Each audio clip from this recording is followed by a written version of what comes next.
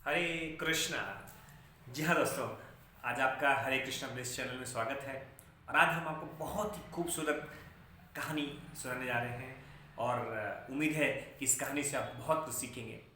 Generally हम क्या होता है कि हम सुख की खोज में भागते रहते हैं, कभी इधर कभी उधर, कभी कहाँ। लेकिन इसी सुख की खोज या सुख का अर्थ जानने के लिए एक बार एक राजा एक साधु से मिलता है। और साधु से मिलने के बाद वो पूछता है कि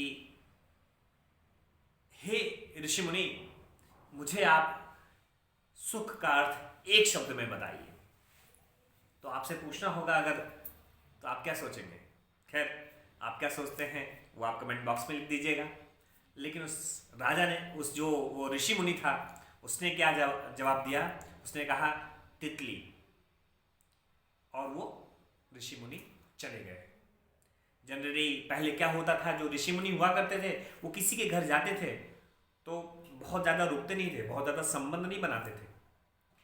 मतलब जैसे कहते हैं, जितनी देर गाय का दूध दूहने में समय लगता है उतने ही समय कोई ऋषि मुनि, कोई जो है तपस्वी जो है किसी के घर रुकता था और बस उसको ज्ञान दे के उसको भगवत चर्चा करके निकल दिया करते थे।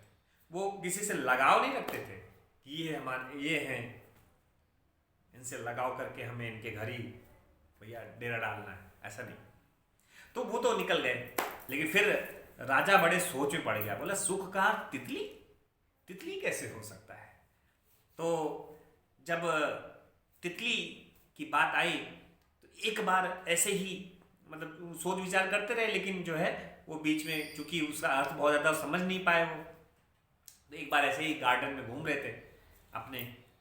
तो जब अपने बाग में जब घूम रहे थे वो, तो एक तितली दिखाई दी। और जैसे ही तितली दिखाई दी उनको, उस जो ऋषि मुनि था, उनकी वो बात याद आ गई कि सुख का अर्थ ये तितली है। अब वो तितली के पीछे, सोचो एक राजा मतलब बाग में घूम रहा था, अचानक से वो किसी तितली के पीछे जो है पड़ जाए, तो आप क्या सोचेंगे? अरे क्या हो गया राजा को? सभी ने सोचा, लेकिन वो किसी की, जो भी कोई सोच रहा हो, कुछ भी सोच रहा हो, उस सारी सोच को जो है दरकिनार करते हुए वो उस तितली के पीछे, जैसे ही वो तितली के पीछे, जैसे ही वो जाता और पीछे से पकड़ने की कोशिश करता, तितली उड़ के दूसरे फूल पे चली जाती। फिर ये राजा क्या करता, फिर जो है उस तितली के जाके दूसरी डाल पे जा बैठे थी, जहां दूसरे फूल पे बैठी थी, वहां जाके जो है वो पकड़ने की कोशिश करता। फिर तितली भाग के दूसरे उस पे चली जाती। ऐसे करते करते करते करते करते राजा जो है तितली के पीछे भाग रहा है, वो पकड़ने की कोशिश कर रहा है, लेकिन पकड़ नहीं पाया। आखिर में राजा थक गया। जब राजा थक गया तो जो है वो एक जगह जाके वहां बैठ गया। जब बैठा तो अचानक से एक तितली आई और उसके कंधे पर बैठ गई। और जैसे ही उसके कंधे पे बैठी तो उसके दिमाग में क्लिक किया एक चीज, बोले ओ, इसलिए जो है सुख का अर्थ तितली, उसने कहा।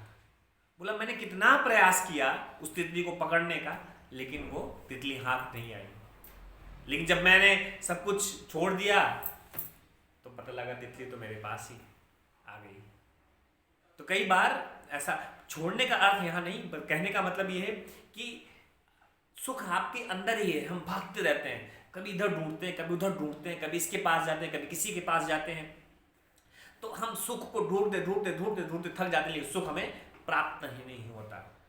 लेकिन हम जब ध्यान से अंतर मन से सोचते हैं और अपने विचार करते हैं, तब पता चलता है कि सुख तो हमारे अंदर ही है। सुख की प्राप्ति हमें अपने आप को हम पहचान लें, उसी से अनुभूति हो जाएगी। जी हाँ दोस्तों, मैं आपको बताना चाहता हूँ कि इस कहानी से हमने ये सीख ली कि सुख के पीछे भागने की जरूरत नहीं है, सुख आपके अंदर ही है।